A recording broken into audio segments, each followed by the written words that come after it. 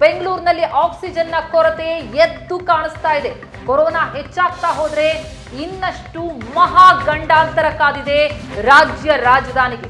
ಪ್ರತಿನಿತ್ಯ ಬೆಂಗಳೂರಿನಲ್ಲಿ 20,000ಕ್ಕೂ ಹೆಚ್ಚು ಪ್ರಕರಣಗಳು ದಾಖಲಾಗ್ತಾ ಇದೆ. ನಿತ್ಯ 20,000ಕ್ಕೂ ಅಧಿಕ ಪಾಸಿಟಿವ್ ಪ್ರಕರಣ. ಹಾಗಾಗಿಯೇ ಕೊರೋನಾ ಸೋಂಕಿತರಿಗೆ ಪ್ರಾಣವಾಯು ಸಿಗ್ತಾ ಇಲ್ಲ. ಪೀಣ್ಯ ಆಕ್ಸಿಜನ್ ಸೆಂಟರ್ ಮುಂದೆ ಆಂಬ್ಯುಲೆನ್ಸ್ಗಳ ಕ್ಯೂ ನಿಂತಿದೆ. ಪ್ರತಿನಿತ್ಯ ಬೆಂಗಳೂರಿಗೆ 80 ಟನ್ ಆಕ್ಸಿಜನ್ ಬೇಕು.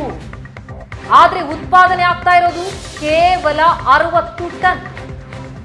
ದಿನಕ್ಕೆ 20 ಟನ್ ಆಕ್ಸಿಜನ್ ಕೊರತೆ ಇದ್ರೂ ಕೂಡ ಚಿಕಿತ್ಸೆಯನ್ನ ಕೊಡಲಾಗ್ತಾ ಇದೆ. ಲೆಕ್ಕ ಹಾಕಿ ಬೆಂಗಳೂರಿನ ಪರಿಸ್ಥಿತಿ ಹೇಗಿರಿದೆ ಅನ್ನೋದನ್ನ. ಈಗಾಗಲೇ ಬೆಂಗಳೂರಿಗೆ ಬೇಕಾಗಿರೋದು 80 ಟನ್ ಆಕ್ಸಿಜನ್. ನಿತ್ಯ 20,000ಕ್ಕೂ ಹೆಚ್ಚು ಪಾಸಿಟಿವ್ ಪ್ರಕರಣಗಳು ದಾಖಲಾಗ್ತಾ ಇದೆ ಕೇವಲ ಬೆಂಗಳೂರು ಒಂದರಲ್ಲಿ. ಬೆಂಗಳೂರಿಗೆ ಪ್ರಾಣವಾಯು ಸಾಕಾಗ್ತಾ ಇಲ್ಲ. ದಿನಕ್ಕೆ 20 ಟನ್ ಆಕ್ಸಿಜನ್ನ ಕೊರತೆ ಕಾಡ್ತಾ ಇದೆ. ಆ ಕೊರತೆಯ ನಡುವಲ್ಲೇ ಚಿಕಿತ್ಸೆಯನ್ನ ಕೊಡಲಾಗ್ತಾ ಇದೆ. ಪ್ರತಿನಿತ್ಯ ಬೆಂಗಳೂರಿನಲ್ಲಿ 20 ಟನ್ ಆಕ್ಸಿಜನ್ ಕೊರತೆ ಈಗಲೇ ಕಾಡ್ತಾ ಇದೆ ಅಂತಂದ್ರೆ ಇನ್ನು ಬರುವ ದಿನಗಳ ಸಮಸ್ಯೆಯನ್ನ ನಿಜಕ್ಕೂ ಊಹಿಸಿಕೊಂಡ್ರೆ ಮೈ ನಡುಗತ್ತೆ. ಅಂತಹ ಪರಿಸ್ಥಿತಿ. ಉತ್ಪಾದನೆ ಆಗ್ತಾ ಇರೋದು ಕೇವಲ 60 ಟನ್ ಆಕ್ಸಿಜನ್ ಮಾತ್ರ. ಬೇಕಾಗಿರೋದು 80 ಟನ್. ಇದು ಪ್ರತಿನಿತ್ಯದ ಚಿತ್ರಣ ನಾವು ನಿಮಗೆ ಕೊಡ್ತಾ ಇರುವಂತದ್ದು.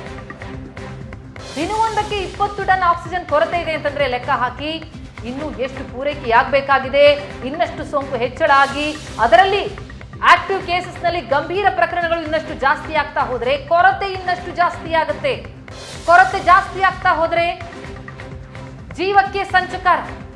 ಈಗಾಗಲೇ ನಾವು ನೋಡಿದ್ವಿ, ಚಾಮರಾಜನಗರದ ಆಸ್ಪತ್ರೆಯಲ್ಲಿ 24 ಗಂಟೆಯಲ್ಲಿ 24 ಬಲಿಯಾಯಿತು ಆಕ್ಸಿಜನ್ ಕೊರತೆಯಿಂದ. ಬೆಂಗಳೂರಿನಲ್ಲೂ ಕೂಡ ಆಸ್ಪತ್ರೆಯಲ್ಲಿ ಆಕ್ಸಿಜನ್ ಕೊರತೆಯಿಂದಾಗಿ 2 ಬಲಿಯಾದದನ್ನು ನಾವು ನೋಡಿದ್ವಿ.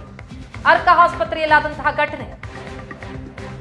ನಂತರ ತತ್ಕ್ಷಣಕ್ಕೆ ವ್ಯವಸ್ಥೆ ಆಯಿತು, ಉಳಿದವರ ಜೀವ ಉಳಿತು. ಈಗ ಪೀಣ್ಯ ಆಕ್ಸಿಜನ್ ಸೆಂಟರ್ ಮುಂದೆ ಆಂಬ್ಯುಲೆನ್ಸ್ಗಳ ಕ್ಯೂ ನಿಂತಿದೆ. ಇದೇ ರೀತಿ ಕೊರೋನಾ ಹೆಚ್ಚಾಗ್ತಾ ಹೋದ್ರೆ ಗಂಡಾಂತರ ಮತ್ತಷ್ಟು ಕಾದಿದೆ.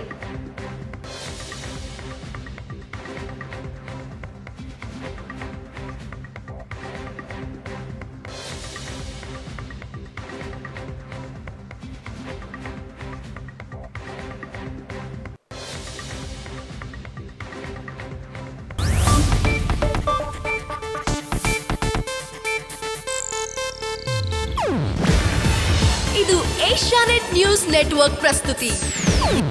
ನೀವು ನೋಡ್ತಿದ್ದೀರಾ ಏಷ್ಯಾನೆಟ್ ಸುವರ್ಣ ನ್ಯೂಸ್.